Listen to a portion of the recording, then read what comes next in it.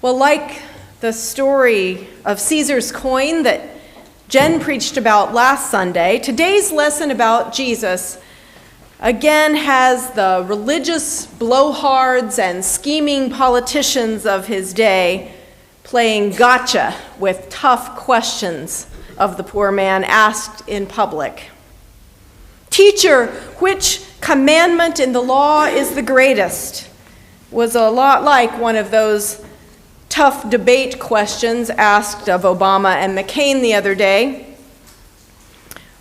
Remember that question, what will be your top priority when you are elected president? The economy, national security, taxes, education, healthcare, energy. It's no wonder that both candidates did their share of dodging that question, because anything you answer makes it look like that you maybe don't care quite enough about those other top priorities. Well, it was like that for Jesus here, with 613 mitzvot, or laws of Torah, to choose from. He had to pick his words very carefully. The Pharisees were taking up the attack where the Sadducees had left off. You see, Jesus had been accused of healing on the Sabbath, of being disloyal to his own people, of breaking laws about cleanliness and eating with unwashed hands, for touching women and lepers, and for consorting with unsavory types like sinners and zealots and foreigners and tax collectors, for eating and drinking too much, and for fasting and praying too much, for claiming too much authority, and for claiming not quite enough authority.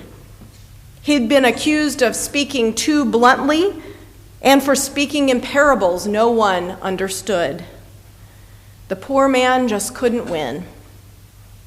Now the Pharisees, like our pilgrim ancestors and many fundamentalists today, were trying to hold their people to a very high standard of morality. As we celebrate Reformation Sunday today, we should remember our own congregational history of encouraging people to great personal piety and propriety, too. Early churches of the Protestant Reformation took very seriously these opening words of Leviticus 19:2. "You shall be holy, because I, the Lord your God, am holy." They tried very, very hard to live out their faith in daily life. But even though John Knox, the father of Scottish Presbyterianism, once credited Jean Calvin as helping to transform his city of Geneva into the most perfect school of Christ that ever was on the earth since the days of the apostles, even so, he and other reformers, as well as most European Catholics, also believed firmly in the death penalty for witchcraft. And in 1545 alone, 23 people were burned at the stake in Geneva for witchcraft, under charges of using sorcery to spread the plague. So we remember the church itself doesn't always hold the very best record for remembering God's law of love. What usually seems to go wrong in these cases is when we religious people take our commandments so seriously that we forget the basics. We forget just to love God and to love our neighbor. That's why I think Luke's version of the Great Commandment is followed immediately by the parable of the Good Samaritan, with, you remember, the priest and the Levite who pass by the poor, beaten, and wounded traveler, because it's a higher priority for them not to get their hands dirty before worship. Jesus valued the practice of love for the common good of his community far above the pursuit of individual piety. He devoted his life and ministry to working with the sick and the poor in the streets of his community, welcoming the alien and the outcast, and he called the rich to share their bounty and the powerful to work for justice and peace. But caught there in the spotlight of his increasing popularity with the people, cornered by sneering leaders of his country whose power would have made a lesser man tremble, in the midst of all that, Jesus chose to take the high road. He chose love. He answered, "You shall love the Lord your God with all your heart and with all your soul and with all your mind. This is the greatest and first commandment. And a second is like it. You shall love your neighbor as yourself."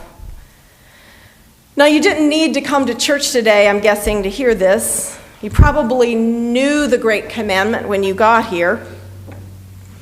And you may have also recognized that part, "You shall love your neighbor as yourself," from that long reading from Leviticus. We all know we're supposed to love God and each other, but the question is, how in the world do we ever remember to do that in our real lives and to do it consistently? Well, I think there's some good how-to help here for us in the first part of the Great Commandment. What Jesus' people knew as Deuteronomy 6, verses 4 through 9, it was the Shema, which means to hear. And Robert read it earlier to the children because it begins like this: "Hear, O Israel, the Lord is our God, the Lord alone." That part sounds a lot like the first commandment. The message is clear. There is only one God, and his law of love comes first of all. But the Shema continues with the part Robin shared after this part we know, and it says, "Keep these words that I am commanding you today in your heart. Recite them to your children and talk about them when you are away, when you lie down and when you rise. Bind them as a sign on your hand, fix them as an emblem on your forehead. Write them on the doorposts of your house and on your gates." I love how specific and concrete the solution is here. If you've ever seen Orthodox Jews